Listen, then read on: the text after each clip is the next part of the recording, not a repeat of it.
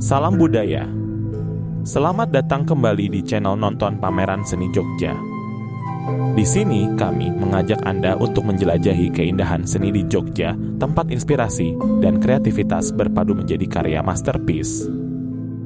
Dalam setiap episode, kami akan mengajak Anda melintasi galeri, mengungkap makna di setiap karya, dan memberikan wawasan mendalam tentang seni yang memikat jiwa, memicu rasa, karsa, dan cipta. Segera subscribe channel Nonton Pameran Seni Jogja, temukan dunia yang penuh warna dan inspirasi di sudut-sudut galeri dan biarkan aura keindahan mengisi jiwa dan imajinasi Anda. Sore hari ini, kita akan jalan-jalan nonton pameran di Sangkring Art Space. Untuk nonton pameran Yogyakarta Annual Art dengan tajuk Infinity #8. Pameran ini terdiri dari 3 seri SDI x SDI, Wayang Carangan by Nasirun, dan Infinity #8. Untuk itu, kita akan membagi ke dalam 3 seri video. Kali ini kita ada di part 2, di mana kita akan nonton Yogya Annual Art dengan tajuk Infin 8. Pameran berlangsung dari tanggal 28 Juni sampai dengan 28 September 2023. Sebagai pengantar kuratorial, Chris Budiman mengatakan, bermula dari lambang bilangan 8 yang menandai langkah atau fase Yogya Annual Art dalam kurung YAA tahun 2023. Bentuk angka ini menghubungkan pikir secara asosiatif kepada penanda ketakberhinggaan, de infinite, infinitas. Dari relasi ini kemudian terbentuk semacam neologisme plesetan, sepotong kata jadian yang tak tercantum dalam kamus infinite. Bentukan ini lebih lanjut terhibridakan sebagai Infin #8. Bermula juga dari John Wallis, ahli matematika Inggris pada tengah abad ke-17 yang menyarankan penanda infinitas yang sangat ikonis tersebut. Angka 8 berbaring ini mendapatkan nama teknis lemniscate dalam wacana sains, namun orang awam menyebutnya secara lebih imajinatif, yaitu dengan metafora de lazy eight dalam kurung angka 8 yang malas. Padahal, sesungguhnya sudah jauh lebih lama ide tentang infinitas ini menjadi ihwal permenungan manusia, bahkan konon sudah setua manusia dan kemanusiaan itu sendiri. Manusia memahaminya dengan simpel sebagai sesuatu, apapun itu, yang tampaknya tiada berbatas, tak berujung pangkal.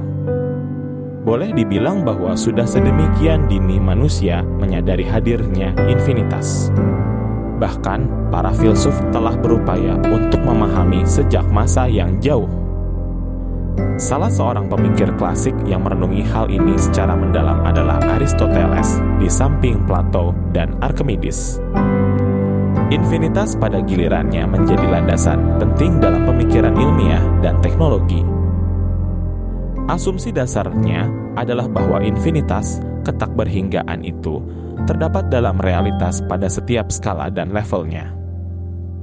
Boleh ditilik sekadarnya topik yang melibatkan sains dan teknologi dengannya.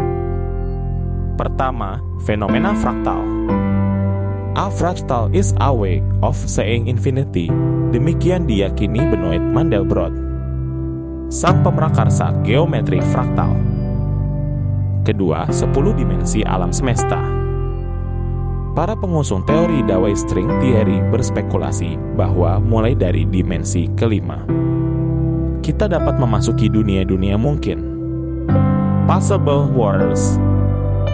Bahkan mulai dari dimensi ke-8, dunia-dunia mungkin ini bercecabang terus tanpa batas. Ketiga, kecerdasan buatan dalam kurung artificial intelligence.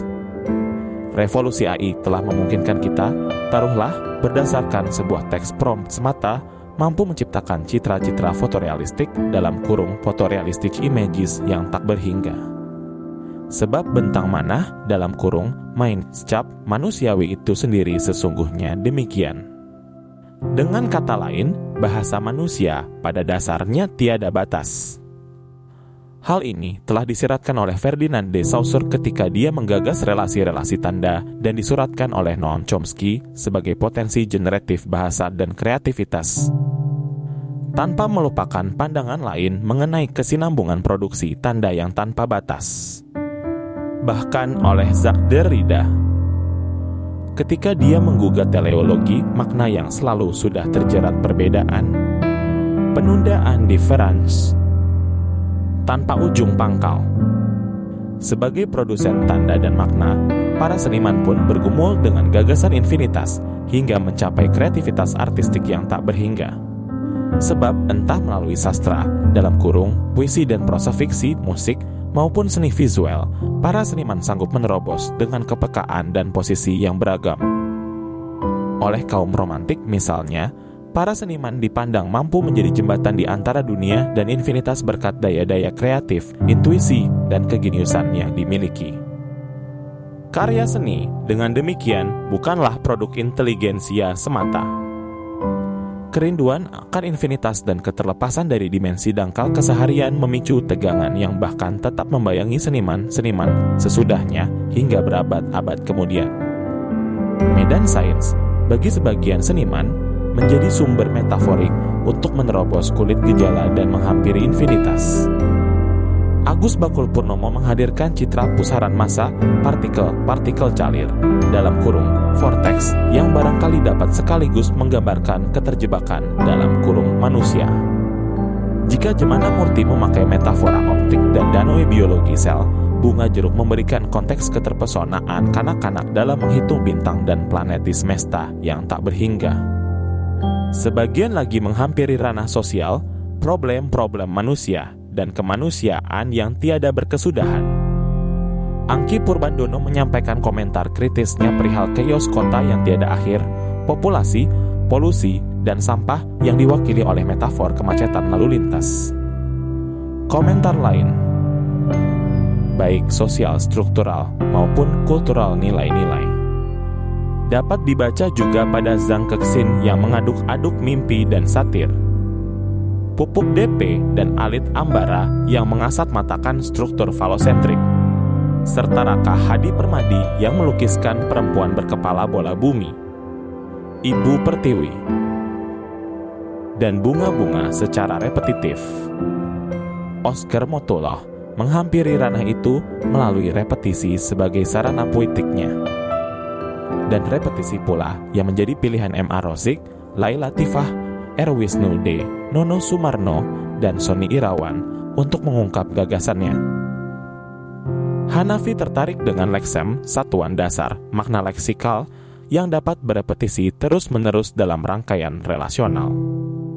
Satuan makna ini kiranya dapat sekaligus diberi tafsir metaforik apalagi dengan penambahan citra yang serupa tanda kurung siku yang biasa digunakan pula dalam notasi semiotik. Rangkaian disjungsi tak berkesudahan, dislokasi dalam kurung, perpindahan, kepergian, dan kepulangan. Bagi Amin Ta'asa, Andi Praitno, Syahrizal Koto, dan Iwan Yusuf dapat membangkitkan narasi perjalanan hidup manusia.